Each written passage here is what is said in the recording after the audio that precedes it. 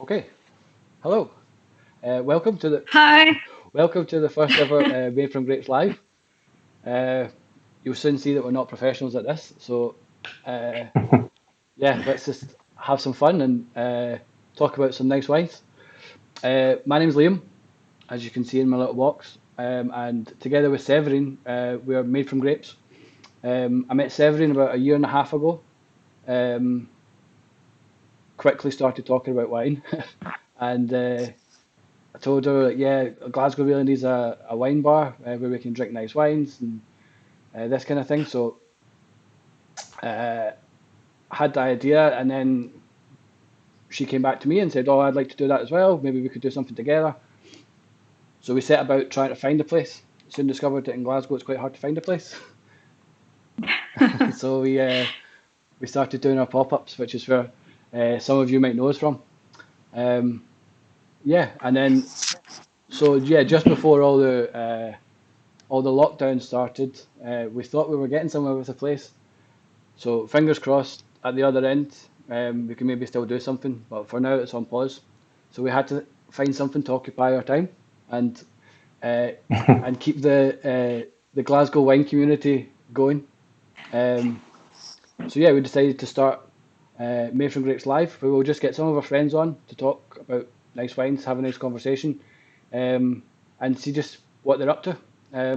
So today we've got Sylvain, who's the manager from Brett uh, Hello, on the hello. Great Western Road in Glasgow, and Jean-Christophe, who represents Dynamic Vines Hi everyone. in Scotland. Yeah. Um, Severin also, she's as well as Made from Grapes, she's been importing wines as well. So we'll be hearing a lot about that as well, hopefully, from Severin. Yes. But yeah, Sylvain, okay, come to you first. What what have you been up to? How have things changed for you since the lockdown? How were things going before? Well, it changed from 15 hours working day to none. So that's a big change Yeah. to start. Obviously, with Brett, we've been in a very nice wave, I think, since last July.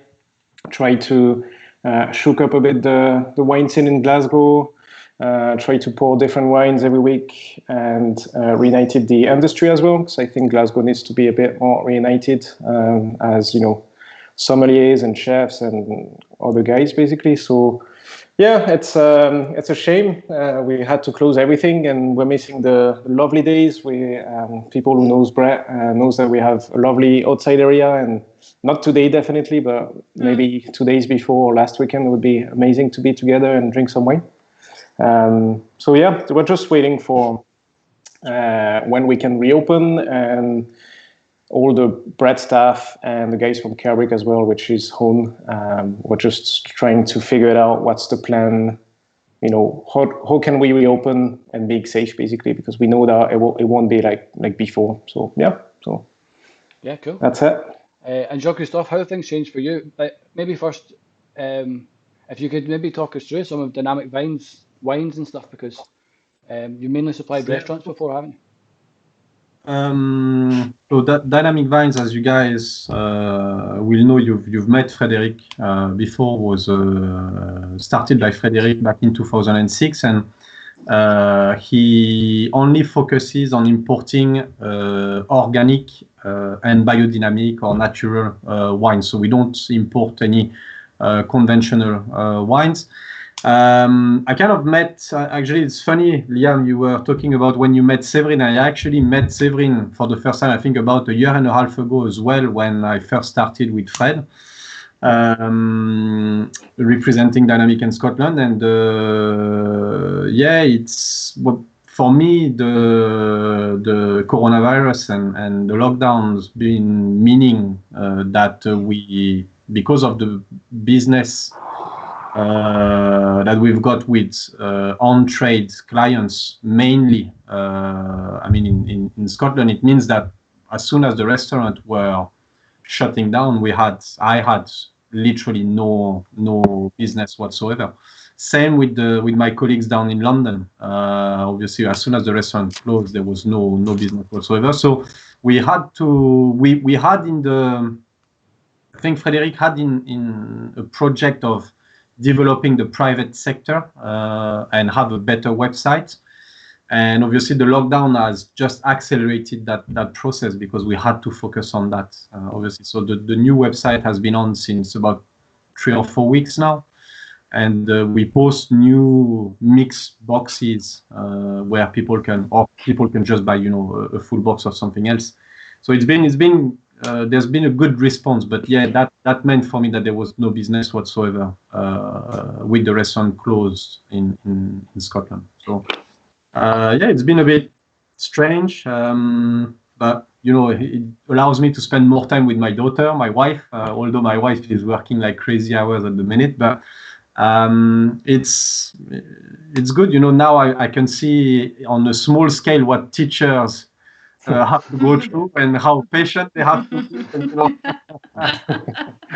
But it's good. I really can't complain. It's when we've got too much work, we complain. So I really can't complain now that we've got no work. So, but yeah, it's good to catch up and talk about wines. Cool. Yeah. Sev, how you doing? So I'm good. So yeah, about myself. So I set it up Slow Wine in September, and so it's a very young company, and when the lockdown. So don't know if you remember, Liam. We were in La Dive-Bouteille in Loire Valley, and we could hear about those. This lockdown in China, and thinking, wow, okay, that's far away, as usual.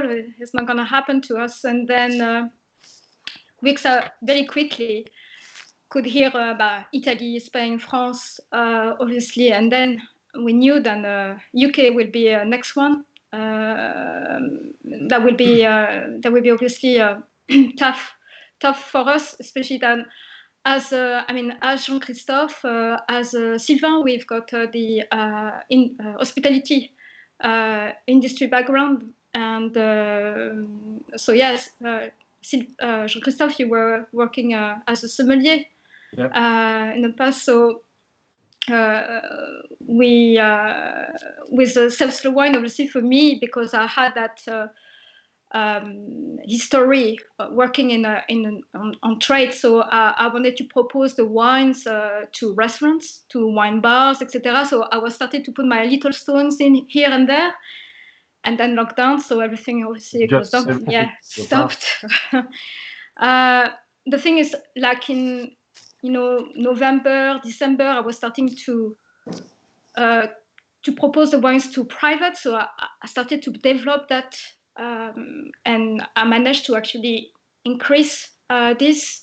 And in January also, I developed the website. And it's just a question of adaptation, really. I'm lucky because it's just myself, so I have to take the decision, and it's done. But yeah, it's tricky, and I think this is most important for me with made from grapes, especially, and Slow Wine is to show to Glasgow, and then we are a community, and we're here to help each other as much as we can, and hopefully with this show we can show that. It's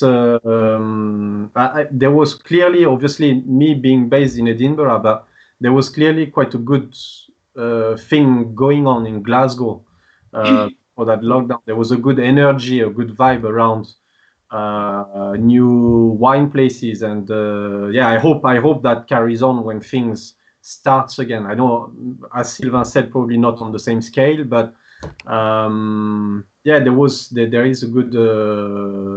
I think there's a good thing happening there, and it's just like in Edinburgh, a little bit of a big village sort of thing. So yeah, helping one another is important. Yeah, no, definitely. Okay. Should we drink some wine? I think we should. Yeah. First, I'm already drinking. First, Yeah. I've already had 2 top-up, Liam. Okay, I'm a bit behind then. But yeah, we decided for the first one, we had to pick a theme, we had to pick something because yeah, the world of wine is too big. So yeah, we decided to go for the Loire Valley because Yeah, that's where I'm from. Severin as well, yeah. yeah, born, And yeah. and then yeah, that's where we just visited as well for Le Divotai. So yeah, Sylvain, do you want to kick us off? What one are you drinking? Yeah, so I'm going to show it. Can you see it? It's a white label. Just about. So it's a Saumur. I'm going to put it right in front of it. Yeah, excellent. Yeah, so obviously I'm not importing any wine, so there won't be like Severin or Jean-Christophe. I'm going to present like a neutral wine kind of like. So it's from Cliff My Wine, Jimmy down in London, working with a newcomer. And he met this guy, Jacques-Antoine Toublanc, which is the cellar kind of, estate manager of Clos Rougeard. So one of the iconic Loire Valley red producers, which always been organic. So again, we're gonna talk about organic here. Yep. So it's a Chenin Blanc, 100%. It's 2015. So there's a bit of age, even if it's not that much, but it's not that young. That's his last still vintage. Is now focusing only on sparkling, so it's quite nice to have the last one. It's was sparkling and a bit of sweet. No more like dry still.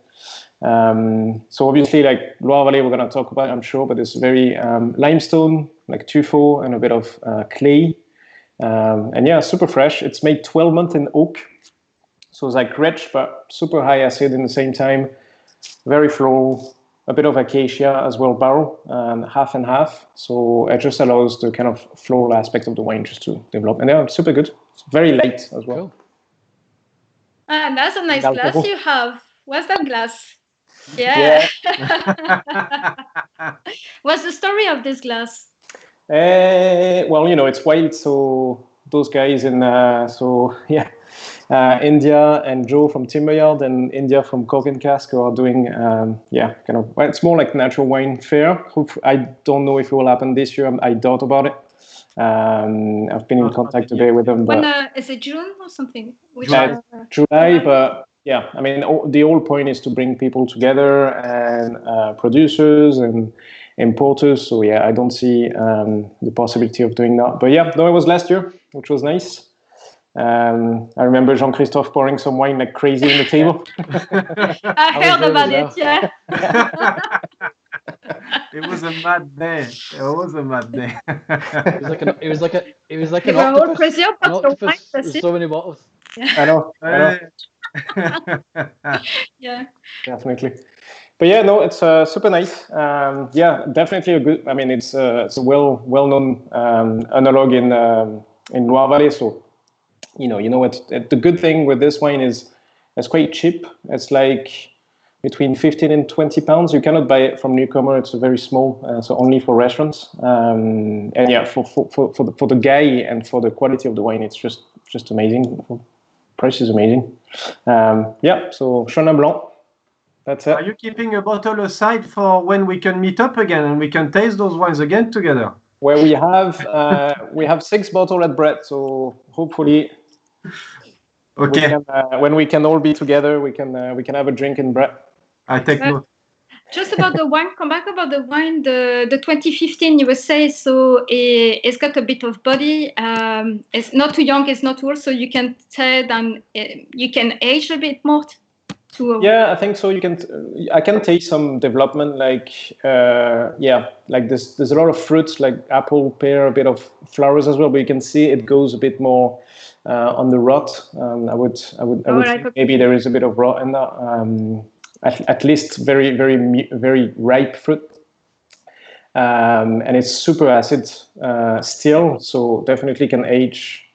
Yeah, the acidity makes the thing a bit easier. So yeah, no, definitely. So I mean, 15 for this kind of wine, I think. I mean, it tastes like it's last year basically.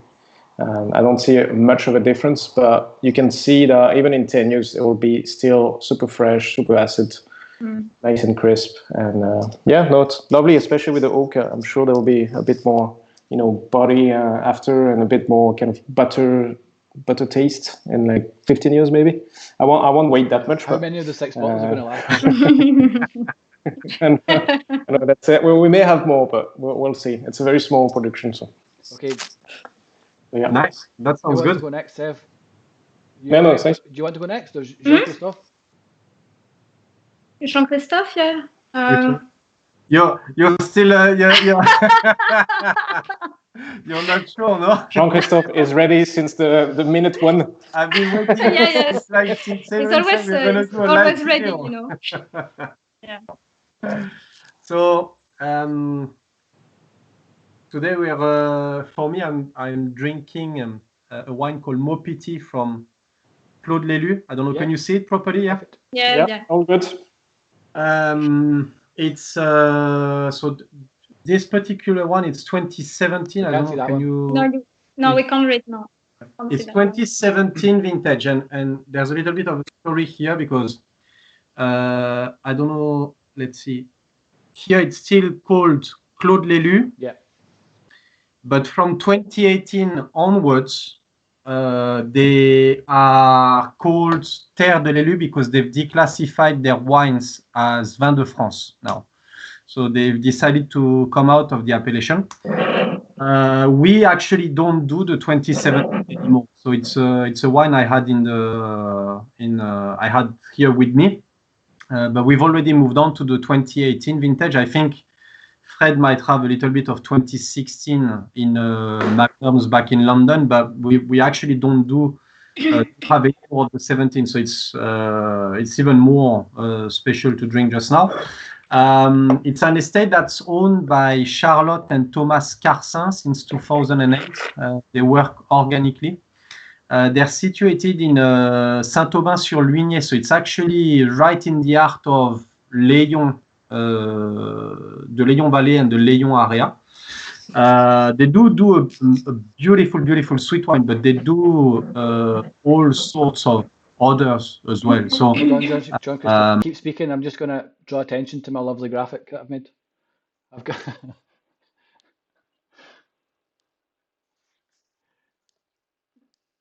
Yeah. Hopefully people will be watching it on their big TVs.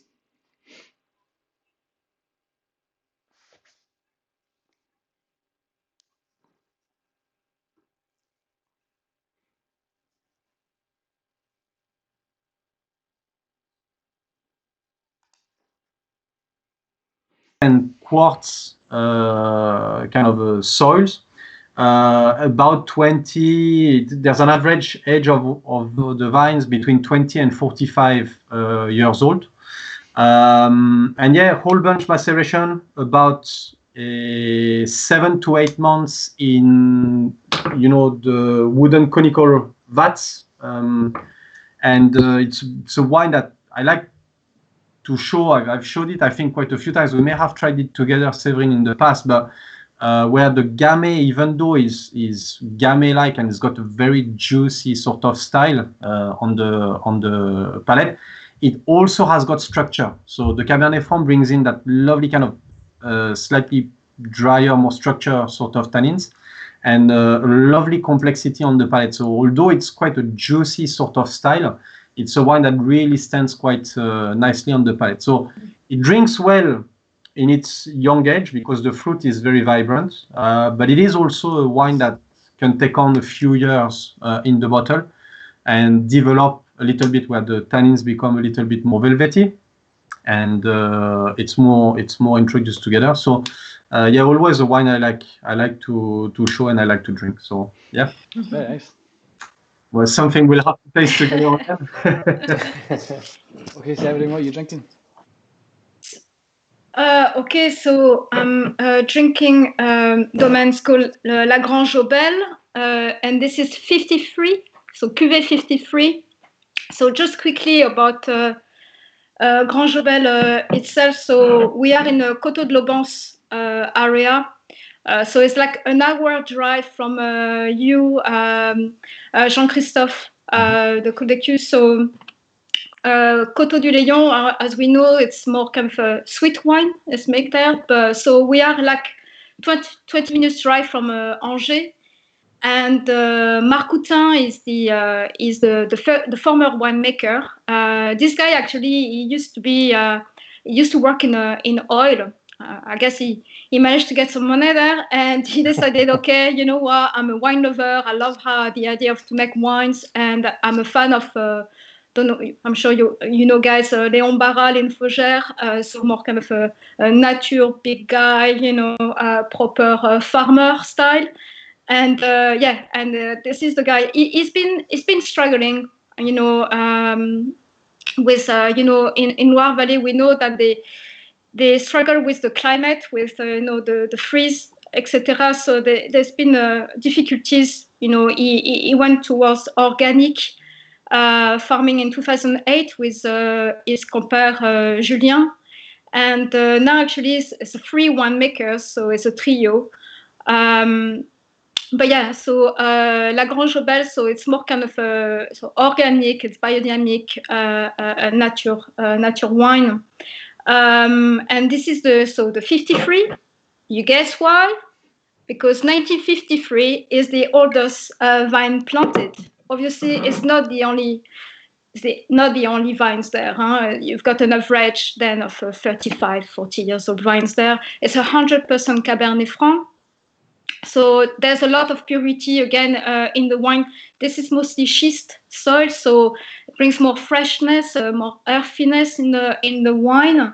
Yeah, there's really aliving things there. So kind of also aroma-wise, you've got like like a wild fruit forest, you know, fruit forest. You've got like blackcurrant. But there's beautiful berries. Yeah, I really love it. So yeah, you can drink it on aperitif, you know, with a nice little duck, with pork. It's very versatile. I've been amazed at how bold the flavors are, but without the wine being too big. It still has lots of energy, and you actually feel energetic as well for drinking it. It's not like a kind of big one that might make you feel tired. Yeah. But I think this is what we can say in general about Loire Valley. I think that's why maybe a lot of people love this wine, especially new consumers. The younger generation drinking wine is really focusing into the fruit, but bring also the terroir, the idea of the terroir, and that's why I think we're in love with those wines. Yeah. And also being able to drink wines in their younger years. I mean, you know, making wines for aging is great. You know, we need some of those, but you also need to be able to make wine in a way that, you know, a lot of the wines are now sold out before their actual drinking maturity. So it's important that wines are also made in a way that they can be enjoyed fresh, young, on the fruit, and it's important. Yeah, it's you want to be able to show the product of the vineyards and the product of the grapes, and yeah, I agree with you, Sylvain. It's important. But do you want to show then the map to show everyone I'll show actually the map, how? I've just been told that whenever we show the map, it cuts out the sound. So if I'll show the map, okay. but it just means that we're going to be quiet so people can enjoy it silently. But do you?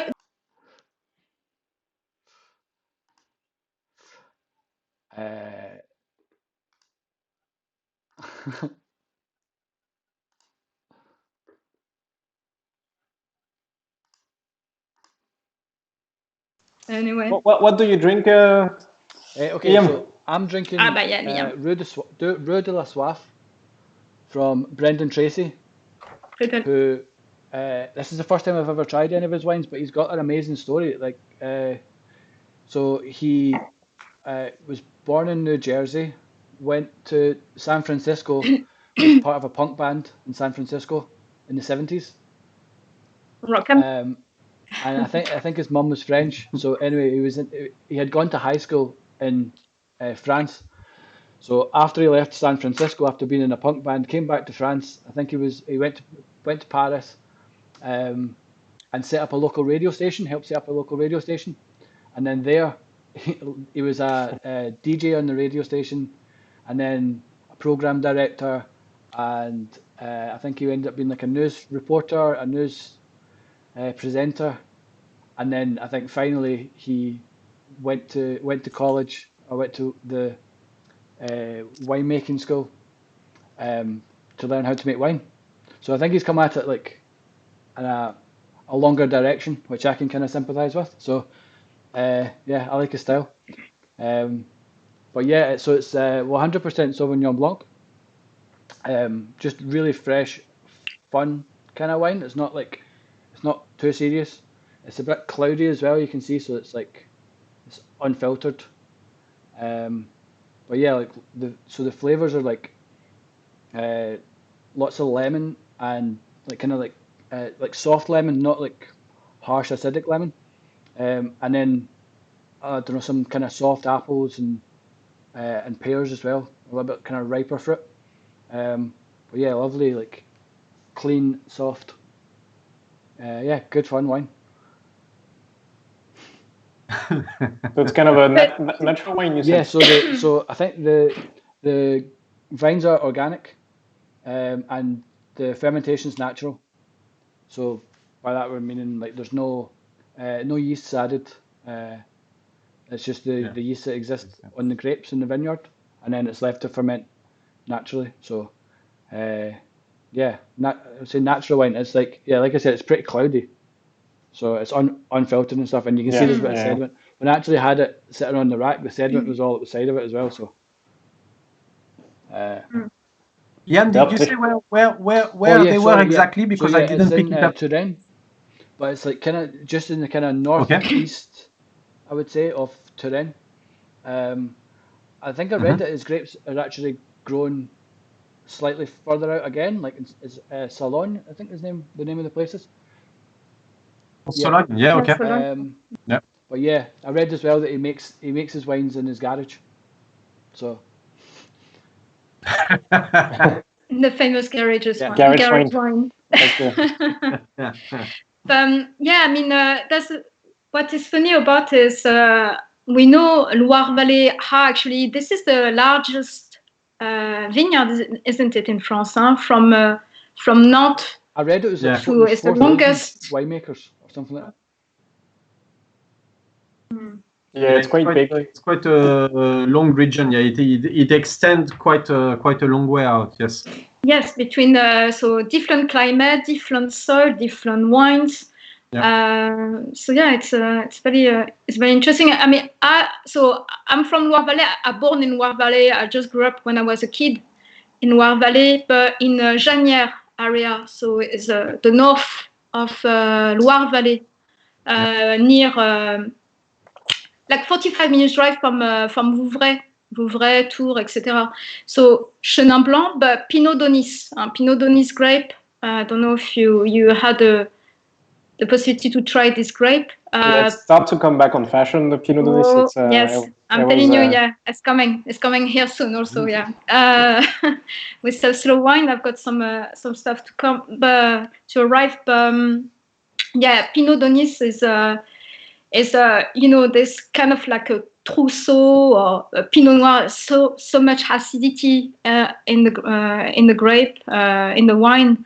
It's very interesting grape also, yeah. But coming up, yeah. I can't believe, Séverine, you're from Janières.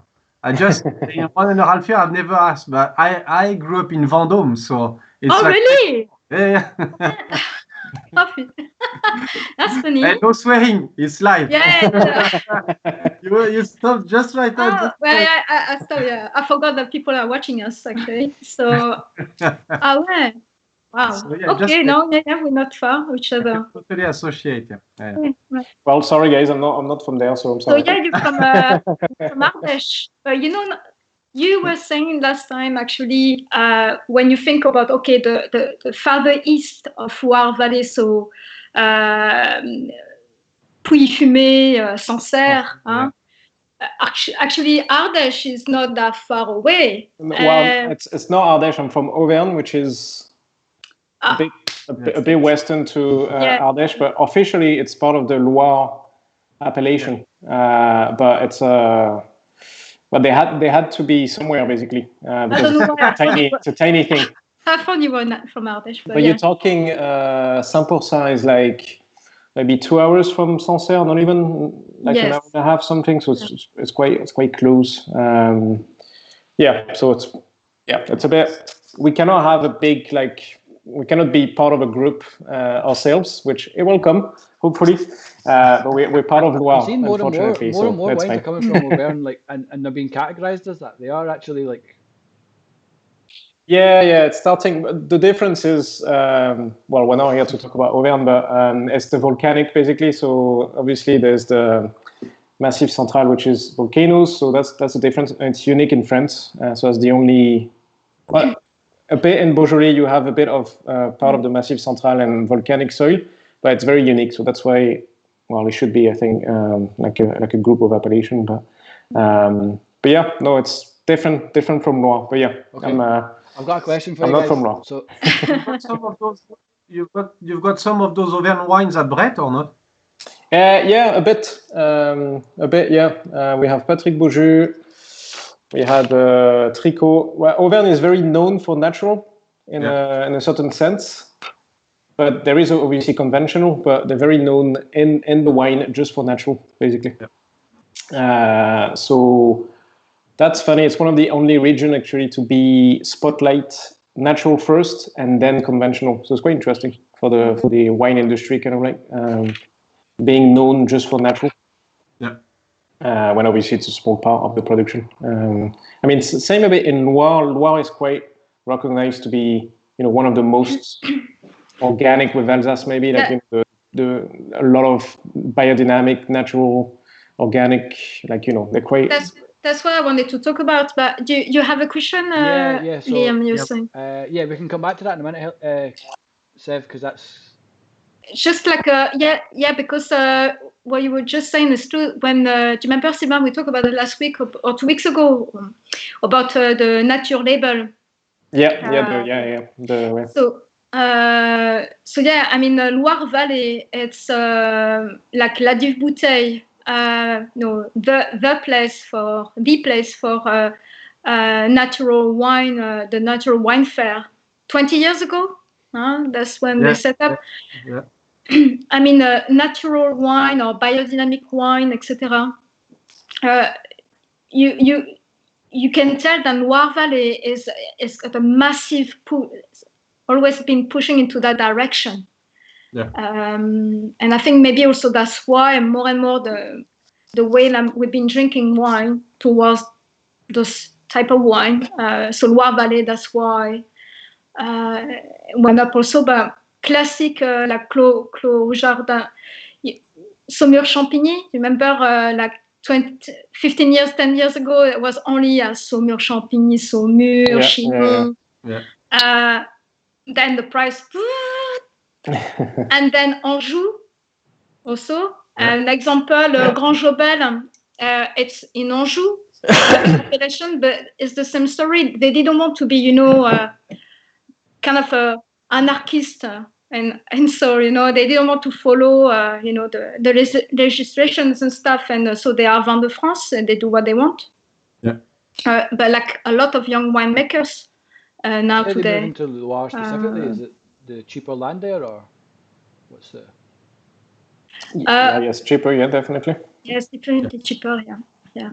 Yeah, there's a lot of young guys who are settled by them. Yeah, because it's cheap, and there's quite a lively community there. It's not, there's no competition as Burgundy or Bordeaux. They're all together, they're all working together, and it's kind of like a nice and fun region for that. So they kind of help each other. And yeah, it's very cheap. So which helps when you want to settle as a winemaker. Very cheap, but you still have need a bit of money. Huh? How much no, is of course. how much is it How much is it for 1 hectare? Is 50,000 euros. Oh, really? Yeah. Oh. 1 hectare. Yeah. Okay, so Auvergne is 20,000. So think about it. No, but after it depends. I would say average, because after it depends if you are. I mean, you can buy maybe in Burgundy forget, Bordeaux forget, but an average 20,000 in Auvergne and I don't know 100 in. I guess it depends. Like if you want to definitely settle in Sancerre, there will be the price of Burgundy, and if you want to settle, yeah, exactly. It will depend where exactly in the Loire. I agree somewhere. Okay, so I don't know.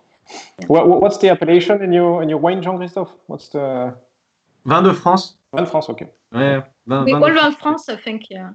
Et I'm Saumur, Saumur. et aussi. No, on 2017, it's still IGP Val de Loire. Okay. But from 2018 onwards, it will be in Vin de France. My one's Vin de France as well, but it's located in Touraine. But I think this is like obviously quite a popular thing where people want to declassify themselves so that they don't have to subscribe to a certain model. And yeah, it's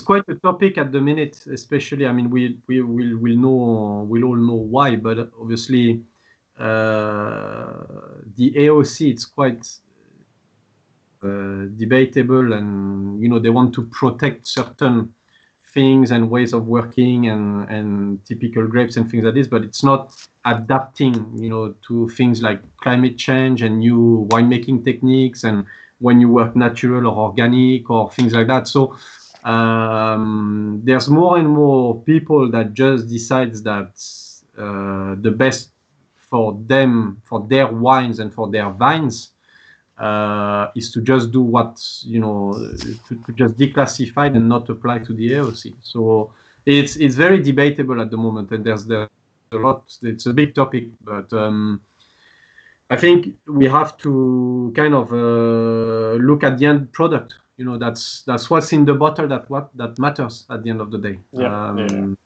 It's important that we have to respect what the producers want to show, what they want to produce. And you'll always have people that wants to actually drink an appellation rather than a Vin de France, but it's shifting. Obviously, there is a trend there, and we can. I certainly have seen it in the 2 years I've been with Fred. So I mean, one and a half year I've been with Fred. I've certainly seen where the trend is kind of going, and this situation of COVID-19 and where we are now is certainly going to emphasize a lot more into organic, natural, and biodynamic, in my opinion, because people are going to become more and more aware of what they eat, how it's being produced, and it's in my opinion, it's only just going to accelerate the process. Yeah, absolutely, absolutely. What's important, I think you say, it's to trust the producer and to kind of trying to know the producer and kind of explore a bit of the range, because that's what we try to do at Brett, is to know what's behind the bottle. And because Val de Loire, for example, appellation, that means that grape can be from anywhere else, so you're not even sure that it's from the same area or if it's organic. So you need to trust basically the producers. I think it's important to know the producer, and that leads to a complete opposite of the sub-market as UK, where they're like Cabernet Sauvignon from Chile or anything. So it's a different approach. It's more like a old world European approach, which is, I want to drink that guy because I know that is like Grange, I know is working that way, is working natural. It always does that without sulfur or without entrants or chemicals, and I'm sure that everything is fine. Yeah. It's about bringing the brand back to the producer and away from like the grape variety or away from the region or the place. So every producer's got their own way of doing things. Because Vin France can lead to a lot of it's almost total freedom. So obviously you have to control and know a bit of that. Like obviously, there's a lot of Vin de France who are fashionable because it's the natural scene, but there's a lot of Vin de France which is pièce, kind of like in France, which is just the vin de table. It's the wine you have on the table. Your grandma have it, and you can literally wash the toilet with it, basically almost. So that's kind of like two parts of it. So in order to source and know what's good in Vin de France, you need to know the producer. That's the only way to know that, basically. Yeah, but that's what you were saying, Jean-Christophe, also about the demand also. Yeah, of course. You've seen with the COVID-19, but with this crisis, it's just going to push people having something more. There is a story, something true. Well, we can't make wine here in Scotland. Not yet. Not yet. but hopefully, but the idea is like to show to people that you care about what you eat. You must care also about what you drink, and yeah, having a story to tell and more simplicity, having something. Voilà, with more simplicity. I think also it's important today. Okay, I've got a question here from Helen. Yeah. Hi, Helen. She's in. Hi, Helen. Hi. She's next door, Sylvia. So, Loire Valley grape varieties seem very diverse. Is this due to climate or geology? Or so why would you say that these grape varieties are particular to Loire Valley? Both, I would say. Both, yeah. Yeah, I think they kept most of their grape. I think it's one of the region who kept most of the grape. It's quite impressive, actually. What are the indigenous grapes of the Loire Valley? You've got Cap Franc, Cap Soif, Blanc. Romorantin for the white. Yeah, Romorantin, all the white. Pinot Denis, Gros Lot. Pinot Denis. Yeah. Well, the thing is, I'm reading a book actually about old appellation, and France used to have more than 800 different grapes, but we use right now just maybe 10 of them principally. So I think Loire Valley is one of these regions who did not say, all right, we want to use only that grape, and being like, let's use this and that and this. But definitely because it's big as well, you cannot grow everything everywhere in the right condition, I would say. And I think to come back to the exact question from Hélène, it's a little bit of both. So climate, but also geology. When you look at Sancerre and Puy-de-Fumé, which are often silex and stone-based subsoil, whereas the Touraine is probably a bit more limestone and chalk. And then, as we talked with Séverine earlier on the wines, when you get in the Anjou area, you start hitting things which are a bit more schist and tuffeau, quartz sort of soils, and then in Muscadet it's something else again. I mean, in the Nantes area it's something else again. Climate-wise, I think there's quite a big variation when it comes to depending on where you are in the Loire Valley, but certainly it's probably not quite as hot as in the south of France, and it's certainly quite wet, especially when you are in the north of the Loire itself. So that gives a different complexity to grow different style of vines altogether. Whereas when you are in the south of France, it's really dead hot, and you need to really focus on hot climate sort of grapes. I mean, in general, you also have individual producers in the south of France that do other grapes, but yeah, I think it's a mix between the geology and the actual climate in the Loire Valley. But I think I'm sure you've been able to speak, guys, with some of winemakers in Loire Valley. They were saying that obviously they could see the climate change, and it's definitely hotter and hotter in Loire, especially in Anjou area, at least Nantes area. So it's the Atlantic maritime climate, so they got that wind, there's more rain, etc. There's more freshness there. When you get inside the land, it's a bit more difficult. But they have to deal. That's the thing. Making, organic, biodynamic, or permaculture, anything when we try to regenerate the land, the soil, so no using chemical whatsoever.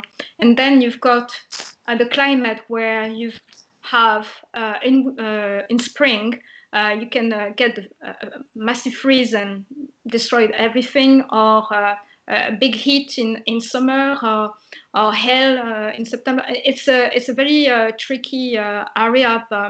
I'm sure then, people we find solutions for. I don't know if you heard, not in Loire Valley, but in Bordeaux. It's so hot, so hot. They're using now new vines, like a terret, very old vine, like for the 20th century. That new grape, yes. Don't make any, don't produce enough. So let's put a lot of Cabernet Sauvignon. At least we got a lot of juice and woo-hoo-hoo. But actually they planted more terret because at least as a survivor, it can cope. That one can cope the heat. So we will see new plantation. I think in Bordeaux they're allowing Touriga Nacional as well from Portugal. So like, really, yes. Yeah. Okay, I've got another question here from Perma Social Club. Hi all, would you know if there are any programs, incentives for old grapes to be grown again and bring diversity in vineyards across France, maybe even in Europe? I think that there's conservatory of grapes in every region, if I'm not wrong, but usually the grapes are still here. Every region has conservatory where they grow the grape, and some winemakers. That's why we have to check the natural guys, because they usually are free with Vin de France and usually do different style and different grapes. As to whether there is help to producers to promote, not much. That's a different story. I think it's very individual. I remember briefly when we were in Angers, Séverine, just before we met up, we went to Julien Courtois and to Domaine du Veillou in Cheverny. And at Domaine du Veillou, I know that they are replanting a certain type of grapes that adapts quicker to climate change, but that's because of their own will. It's not because of the committee that consults promoting new grapes. So I'm not exactly sure how. I think, Sylvain, you're right. There are certain kind of groups that helps in conserving grapes and promote new grapes, but I don't know. Certainly, probably not the AOC. Helping on promoting new grapes. But the thing is, when you see, COVID-19 maybe is a situation where actually even the institution, like the AOC, they agreed about a nature label. I'm sure there's some winemakers, nature winemakers, and they were, I don't want to be part of that. I don't want to be conventional and follow, a group or something. Seb, but just a moment, wait. Susan's actually asked a question. It's kind of on this. So she's saying, what are your views on the new designation Van Méthode Nature in France? Here is the big debate. Yeah. Do you have time, guys? Ready for the second hour? Yeah. So yeah. So I mean, for me, as I said, there's. I think it's like anything. Why you want to be on your own if everybody can enjoy something which is actually the right thing to do, or the right thing to enjoy? I mean, I enjoy also conventional wines. Don't get me wrong. This is my background. I'm from classic thing. But if you have then a label, I'm sure then or people, they can understand what actually maybe what nature means, because actually no one knows. It's a bit of this, it's a bit of that. There's nobody. At least you have a better idea, and people can have a better understanding. And then more people will drink it, more winemakers will do it, and there's, Yeah, I think in my opinion, it's important if we're so strict about our food. Why aren't we with our wines? It's quite important to know whether a wine is conventional or organic. But then again, as to how many people knows the exact difference between organic, biodynamic, and natural. So it's also about that. But the whole thing, I think, will help moving the process forward. I think it's important. As to whether we should have a single denomination for natural wines, and what does it designate exactly? Because natural wines in Europe, again, is not designated the same way as natural wines in the US. So it's another topic. Like anything, like organic food, exactly. But the whole point is, I think we need to be more conscious about drinking cleaner. Drinking wines that are made in a more sustainable way, and we kind of have to look at, we have to look after our planet as well. So surely this is a right step forward. It's not. We have to start taking in consideration. You can't treat the soils with pesticides and herbicides for years and years and expect that it's going to give you back, a healthy grape or whatever. So we need to kind of now really start looking into that. Yeah, one of the interesting that people should know is pesticides is more used in winemaking than the food, basically, in terms of ratio. So that's why it's important.